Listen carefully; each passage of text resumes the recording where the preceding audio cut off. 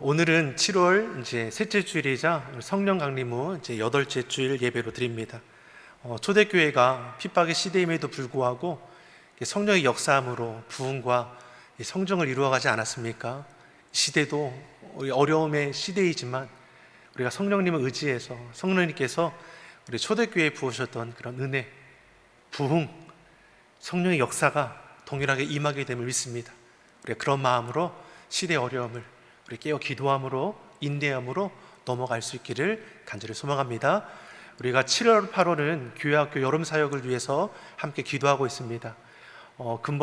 금년 여름 사역은 온라인 성경학교로 진행하게 됩니다. 이를 위해서 기도해 주시고 또 각 가정에서 보내드린 자료를 참고하셔서 우리 자녀들이 온라인으로 성경학교를 참여할 수 있도록 학부모님들께서도 지도해 주시고 또 격려해 주시기 바랍니다. 계속해서 다음 주일까지는 새거리 두기 4단계 적용에 따라서 비대면 영상 예배로 드리고 있습니다. 새벽 예배, 수요일 1, 2부 예배, 금요 예배, 또 다음 주일 예배까지는 각자 있는 곳에서 영상으로 예배하시기 바랍니다. 이 시대의 어려움이 금방 지나갈 수 있도록 우리 계속해서 기도해 주시기 바랍니다. 우리 곁에 계신 분들과 우리 반갑게 우리 인사하고 또 예배 드렸으면 좋겠습니다.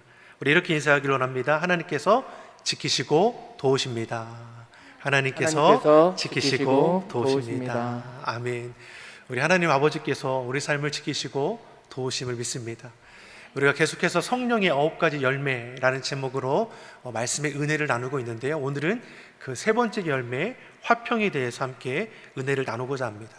이 화평의 열매를 영어로 표현하면 피스가 되죠. 평화라는 이제 해석을 할 수 있습니다. 헬라어로는 에히니네라고 해서 평강이라고 또 해석이 됩니다. 히브리어로는 우리가 많이 들어봤을 거예요. 샬롬. 이스라엘 백성들이 인사하는 그 말 아닙니까? 샬롬. 하나님의 평안이 당신에게 있기를 원합니다. 평안에 대한 또 단어이죠. 이처럼 이 화평이란 열매 안에는 화목이라는 뜻도 있고 평화, 평강, 평안, 여러 가지 다양한 단어로 우리가 쓰여지는 것을 우리가 볼 수 있습니다. 이 화평, 평화를 싫어하는 사람이 있을까요? 평안함, 평화, 평강의 삶, 누구나 다 좋아할 것입니다. 혹시 말씀을 듣는 가운데 나는 평화가 싫어, 분열과 다툼이 좋아, 싸움이 좋아, 이런 분이 있을까요? 그렇지 않죠. 평화를 싫어하는 사람은 한 명도 없을 겁니다. 근데 문제는 어떻습니까? 평화를 원하는데 평화를 이루어가는 그 방법들이 사실 평화롭지 못할 때가 더 많다라는 것입니다. 시대를 보니까 사람들이 평화를 이루기 위해서 2가지 방법을 택합니다. 하나는 정복하는 방법이고 하나는 방어하는 방법입니다. 정복하는 것은 무엇입니까? 나에게 위협이 되는 것을 제거함을 통해서 평화를 누리겠다라는 것이죠. 이런 방법으로 평화를 이루어간다는 것입니다. 또 하나는 방어는 무엇입니까? 나를 보호해줄 진지를 구축해서 그 안에서 나만의 평화를 누리겠다는 것이죠. 북한이 핵무기를 포기하지 못하는 것도 무엇입니까? 이거를 포기하면 평화를 깨질 거라고 생각하는 두려움이 있기 때문 아니겠습니까? 분명한 것은 무엇입니까? 정복을 통해서 이루는 평화도 분명히 한계가 있다는 것이고 방어적인 평화도 제한적인 평화라는 것을 우리는 역사를 통해서 이미 알고 있습니다. 제2차 세계대전이 이제 한창일 때 미국에서 핵무기를 이제 개발하지 않습니까? 이 핵폭탄을 대륙간 횡단으로 이동할 수 있도록 이 폭격기를 만들었습니다. 이 폭격기의 이름이 무엇인지 아십니까? 아이러니하게도 이 폭격기의 이름이 피스메이커입니다. 핵무기를 통해서 평화를 만들겠다라는 거죠. 상대방을 힘으로 정복하고 굴복시키면 당장의 평화는 가져올 수 있을 것입니다. 하지만 그것이 결코 참된 평화가 되지 못하는 것이 역사를 통해서 증명되고 있지 않습니까? 상처를 주고 아픔을 주서 얻는 평화는 분명 그 아픔과 상처가 다시 되돌아오게 될 것입니다.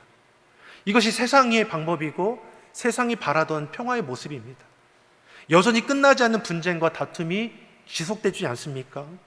힘으로 해결하려고 하는 이 어리석은 결과가 여전히 계속되고 있는 것을 우리는 볼 수 있는 것입니다. 그러한 우리에게 오늘 본문의 말씀은 세상에 줄 수 없는 평화, 하나님께서 주시는 참된 평화에 대해서 우리에게 말씀해 줍니다. 힘으로 억압하지 않고 나만의 평화를 누리지 않는 우리 모두가 주 안에서 평화할 수 있는 참된 평화를 우리 주님은 우리에게 말씀해 주십니다. 요한복음 14장 27절의 말씀을 우리 같이 한번 읽어보겠습니다. 평안을 너희에게 끼치노니 곧 나의 평안을 너희에게 주노라. 내가 너희에게 주는 것은 세상이 주는 것 같지 아니하니라. 너희는 마음에 근심도 말고 두려워하지도 말라. 아멘. 나의 평안을 너희에게 준다라고 말씀합니다. 일시적인 평화도 아니고 제한적인 평화도 아니라 완전한 평화, 두려움도 걱정도 염려도 없는 참된 평화를 내가 너에게 주겠다라고 말씀합니다. 저와 여러분이 주님 안에서 이러한 참된 평화를 누리고 나아가기를 예수님 이름으로 축원합니다. 오늘 본문의 말씀을 보니까 이 화평의 열매를 맺게 되는 세 가지 방법을 우리에게 말씀해 줍니다. 첫 번째 방법이 무엇입니까? 기뻐할 것을 말씀합니다. 우리 본문 4절의 말씀을 같이 한번 읽어보겠습니다. 4절의 말씀 우리 같이 보겠습니다. 주 안에서 항상 기뻐하라. 내가 다시 말하노니 기뻐하라. 이 빌립보서는 옥중서신입니다. 사도 바울이 감옥에 갇혀 있을 때 쓰여진 편지이기 때문입니다. 감옥에 갇혀 있던 이 사도 바울이 고난을 당하고 있는 빌립보 교회 성도들에게 쓰는 서신입니다. 근데 그 주 내용이 무엇입니까? 기뻐하라는 겁니다. 그것도 어쩌다 한번 기뻐하는 것이 아니라 항상 기뻐하라 말씀하고 있습니다. 사랑하는 성도 여러분, 우리가 항상 기뻐할 수 있는 이유가 있습니까? 우리가 처한 환경과 상황에 붙들려 살아간다면 이 말씀은 도저히 우리가 이룰 수 없는 말씀입니다. 왜냐하면 좋은 환경, 좋은 여건 속에서 우리는 기뻐할 수 있습니다. 하지만 반대로 어려운 환경과 형편에서는 우리는 기쁨을 찾을 수 없기 때문입니다. 그러기 위해서 항상 기뻐하는 거 쉽지 않은 것이죠. 근데 오늘 본문에서 우리에게 뭘 말씀합니까? 항상 기뻐하라. 누구 안에서? 주 안에서 항상 기뻐하라 말씀합니다. 환경과 형편을 바라보지 말고 주님을 바라보며 항상 기뻐할 수 있다라고 우리에게 말씀합니다. 나를 구원해 주시고 인도해 주시는 주님께 내 삶의 초점을 맞추어 살아가게 되면 우리는 그 주님 안에서 온전히 기뻐할 수 있는 삶이 된다는 것입니다. 사도 바울이 갈라디아서 5장 22절에서 성령의 9가지 열매를 말씀하는데 그 앞에서 이 열매를 이루어가기 위한 단서를 우리에게 주지 않았습니까? 갈라디아서 5장 16절의 말씀을 우리 같이 한번 보겠습니다. 내가 이르노니 너희는 성령을 쫓아 행하라. 성령을 쫓아 행하라. 성령의 다스림 받음을 통해서 우리가 살아가게 될 때 성령의 이 열매를 맺어가게 된다라고 말씀하는 것입니다. 성령을 쫓아 행하는 삶의 모습은 어떠한 겁니까? 성령은 항상 우리로 그리스도를 바라보게 합니다. 주의 말씀을 붙들게 한다는 것입니다. 환경과 여건의 어려움 상황에 붙들리는 것이 아니라 성령의 다스림 받는 것은 무엇입니까? 어려운 형편 속에서도 눈을 들어 여호와 하나님을 바라보게 한다는 것이죠. 우리를 향한 하나님의 뜻에 집중하도록 이끌어가는 것이 바로 성령님입니다. 그러한 삶을 살아갈 때 성령의 열매는 우리 삶의 자리에 자연스럽게 맺어가게 되어 있습니다. 한 신실한 크리스천 화가가 이제 그림을 그립니다. 옆에 자녀 그 딸을 두고 이제 그림을 그리기 시작합니다. 이 딸에게 말하기를 아빠가 그림을 그릴 테니까 잘 봐. 이 그림의 제목은 평화야. 그래서 화가가 붓을 들고 열심히 그림을 그리기 시작합니다. 먼저 바다를 그립니다. 근데 잔잔한 바다가 아니라 거센 파도가 일렁이는 험난한 바다를 그리고 있습니다. 그러니 곁에서 이 딸이 보다가 아빠 그거 평화가 맞아? 딸이 볼 때 잔잔한 파도가 아니라 풍랑에 일렁이는 파도는 험난한 바다는 평화의 모습이 아니라고 생각했기 때문이죠. 아빠가 딸에게 잠깐 기다려봐 하며 더 그림을 그리기 시작하는데 그 일렁이는 바다 가운데 한 척의 배를 그립니다. 무서운 파도가 일렁이는 바다 위에 떠있는 배가 어떻게 보이겠습니까? 위험천만하게 보일 것이죠. 그러니 이 딸이 다시 묻는 겁니다. 아빠, 배가 위험한 거 아니야? 그게 평화로운 거 맞아? 이렇게 묻는 것이죠. 아빠는 조금 더 기다려보라고 하면서 다시 붓을 들어 그림을 그리기 시작합니다. 이번에는 어떻습니까? 그 기울어진 그 배에 타고 있는 승객의 모습을 그리는데 승객의 그 표정이 다 모두가 평화스러운 모습입니다. 그러니 이 딸이 다시 묻는 것이죠. 아빠, 파도가 세게 일렁이고 그 파도로 인해서 배가 뒤집힐 것 같은 상황인데 어떻게 사람들이 그렇게 평안할 수 있어? 그게 묻는 거죠. 이 아빠가 다시 또 그림을 그립니다. 이제 화가는 배 앞에 이 선장실을 그리고 배의 키를 붙들고 있는 한 사람을 그리죠. 그러니까 그 딸이 그 사람을 보고 소리내어서 이야기합니다. 알았어, 아빠. 배가 있는 사람들의 저 표정이 왜 평안한 줄 알았어. 일렁이는 파도 속에서 금방이로 뒤집어질 것 같은 그 위험천만한 상황에서도 왜 그렇게 평안한 표정이 있는 줄 알았어. 그 배의 키를 잡고 있는 분이 예수님 아니야? 라고 묻는 거죠. 사랑하는 성도 여러분, 일렁이는 파도 가운데 우리도 살아가지 않습니까? 우리 삶의 자리에도 끊임없는 시련과 역경의 문제들이 찾아옵니다. 코로나19를 우리가 무엇으로 이해하고 해석해 볼 수 있겠습니까? 우리의 삶이 염려와 걱정과 두려움으로 휩쓸어 버렸습니다. 그러나 예수님을 우리 배의 선장으로 삼고 그분의 주권 앞에 우리가 순종하기를 시작하게 된다면 그러한 험난한 파도에도 불구하고 우리는 평안함을 잃어버리지 않을 수 있다라고 말씀하는 것입니다. 찬송가 462장 큰 물결이 설레는 이 어둠 바다라는 찬양을 보면 어떻습니까? 이 가사가 이 시대를 살아가는 그리스도인들에게 큰 위로가 되고 은혜가 됩니다.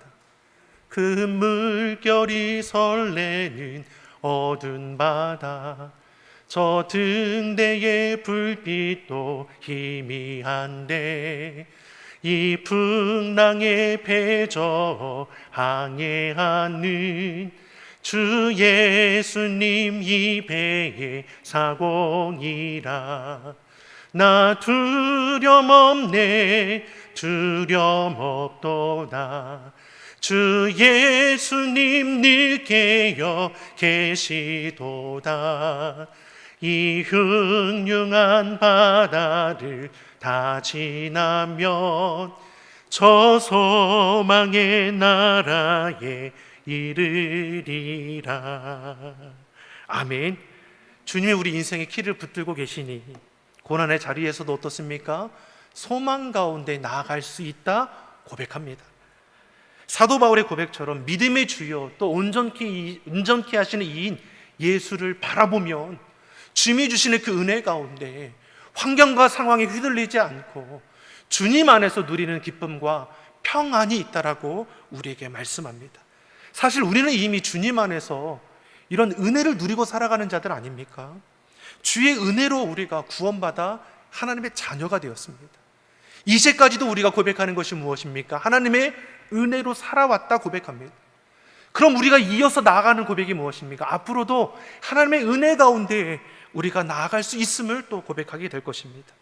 이런 은혜 가운데 거하는 저와 여러분은 주님 안에서 기뻐함으로 화평의 열매를 맺어갈 수 있는 것입니다. 사랑하는 성도 여러분, 환경과 형편에 짓눌리지 마시고 그 환경과 형편을 주관하여 주시는 우리 예수 그리스도를 바라봄으로 그 안에서 기쁨을 회복하며 화평의 삶을 살아갈 수 있기를 간절히 소망합니다. 두 번째로 화평의 열매를 맺기 위해서 오늘 본문을 통해서 우리에게 주는 것이 무엇입니까? 너희가 서로 관용을 행하라고 말씀합니다. 우리 본문 5절의 말씀을 같이 읽어보겠습니다. 5절의 말씀 같이 보겠습니다. 너희 관용을 모든 사람에게 알게 하라. 주께서 가까우시니라. 이 관용이란 단어 사전적 의미를 보면 남의 잘못을 너그럽게 받아들이거나 용서한다는 뜻입니다. 상대방의 허물과 약점을 알고 있지만 그것을 넓은 마음으로 이해해주고 용서해주는 마음입니다. 사도 바울이 빌립보 성도들에게 너희가 서로 관용할 것을 말씀합니다. 서로에 대해서 너그럽게 대하여 서로의 허물과 약점을 용서해 줄 수 있는 관계를 가져가라는 것이죠. 실수하고 잘못했을지라도 우리를 어떻게 하라는 것입니까? 괜찮아. 그럴 수 있지. 누구나 다 실수하며 배우는 거야. 괜찮아. 괜찮지? 이렇게 서로에게 관용을 베풀라는 것이죠. 이해해 주는 것이고 용서해 주는 것이고 위로해 주시고 격려해 주는 겁니다. 이러한 위로와 격려, 용서를 받을 때 어떻습니까? 우리 마음이 평안함을 얻지 않습니까? 반대로 우리가 삶의 자리에서 마음의 평안을 잃어버리길 때는 어떨 때입니까? 물론 예기치 않는 문제를 만날 때 우리는 평안을 잃어버리게 될 것입니다. 하지만 대부분은 어떻습니까? 사람과의 관계에서 오는 어려움 때문에 평안을 잃어버릴 때가 더 많다는 것이죠. 사도 바울이 빌립보 교회에 편지를 쓰는 것도 저들 안에 관계에 성도 간의 문제가 생겼다라는 것을 들었기 때문입니다.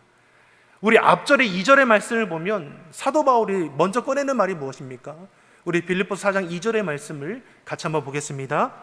내가 유오디아를 권하고 순두계를 권하노니 주 안에서 같은 마음을 품으라. 아멘.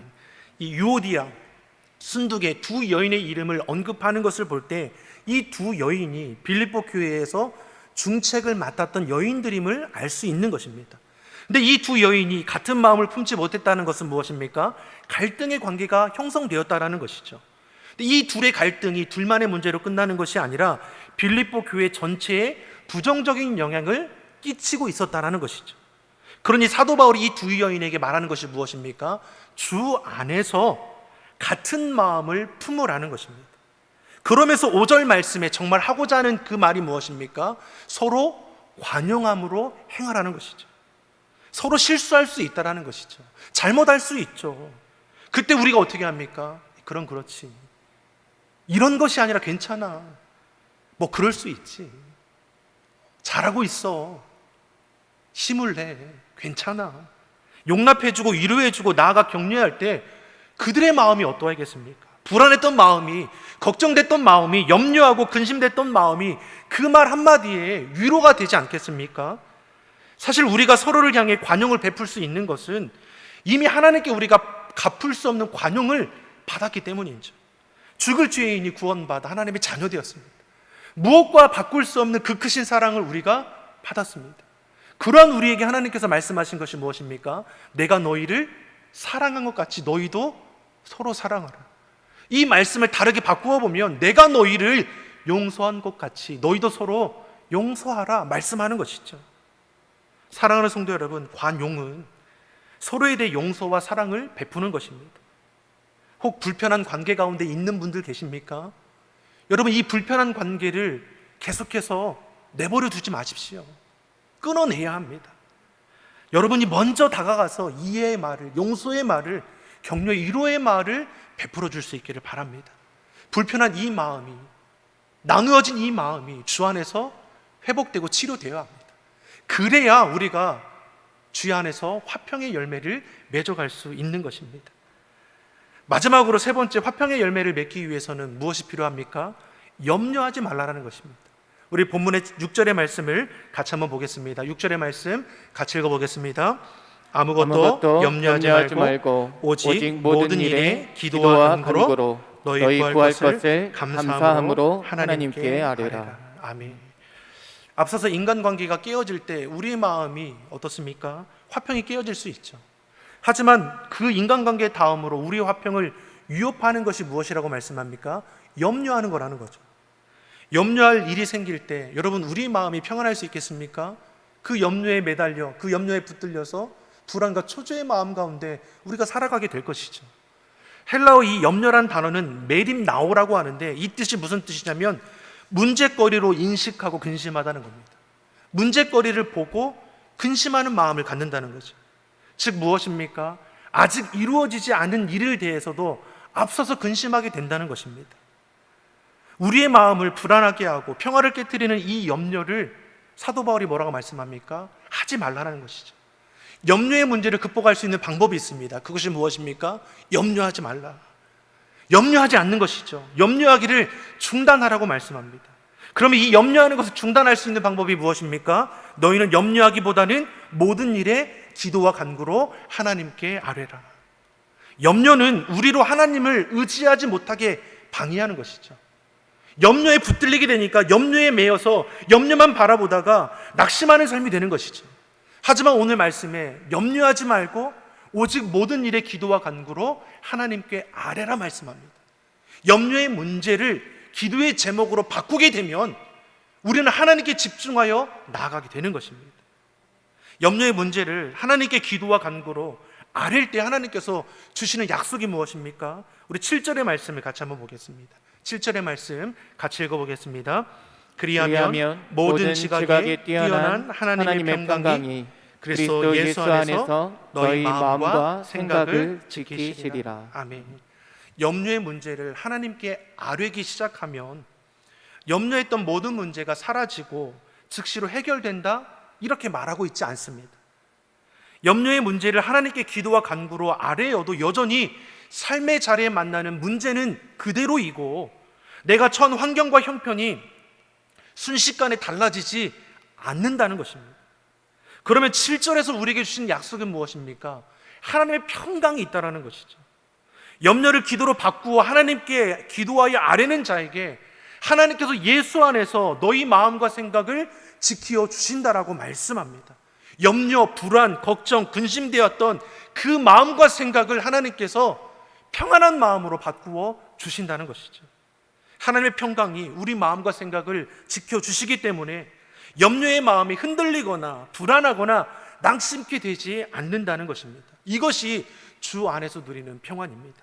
여전히 환경과 상황에 어려운 문제가 있습니다.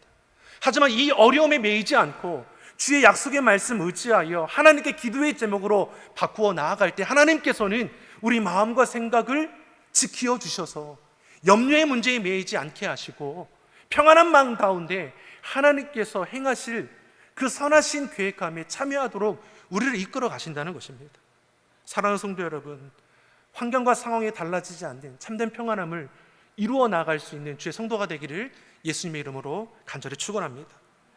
성령의 세 번째 열매, 화평의 열매를 맺어가는 세 가지 방법이 무엇입니까? 첫 번째, 항상 기뻐하라는 것입니다. 하나님께서 우리 인생에 키를 붙들고 계십니다. 우리 인생을 주관하여 계십니다. 그러기에 기뻐할 수 있다 말씀합니다. 기쁨의 화평을 이루어가게 되는 것이죠. 두 번째로 서로 관용을 베풀라고 했습니다. 우리가 하나님께 받은 은혜와 사랑을 우리의 삶을 통해서 흘러낼 수 있어야 하는 것이죠. 괜찮아, 그럴 수 있지. 서로 이해하고 용납하면서 위로해주고 격려해줌으로 우리의 화평을 이루어가게 되는 것입니다. 마지막 세 번째로 무엇입니까? 염려의 문제를 기도와 간구로 하나님께 아뢰라는 것입니다. 염려로부터 우리의 마음과 생각을 지켜주시고 이 염려의 문제를 감사의 제목으로 바꾸어 주실 것입니다.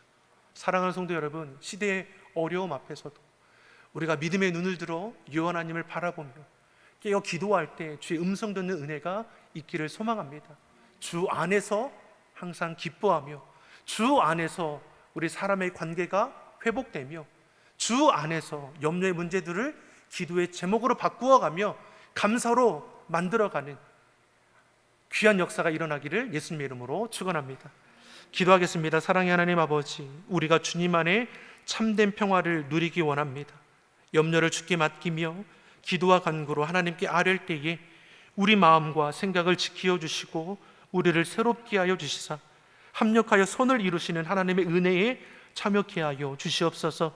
하나님의 자녀된 우리가 평화의 사람이 되기를 원하오니 우리를 통해 깨어진 관계가 회복되게 하시고 막힌 담들이 허물어지게 하시며 평화를 이루어가는 거룩한 도구로 쓰임받게 하여 주시옵소서. 감사드리며 예수님의 이름으로 기도드립니다. 아멘.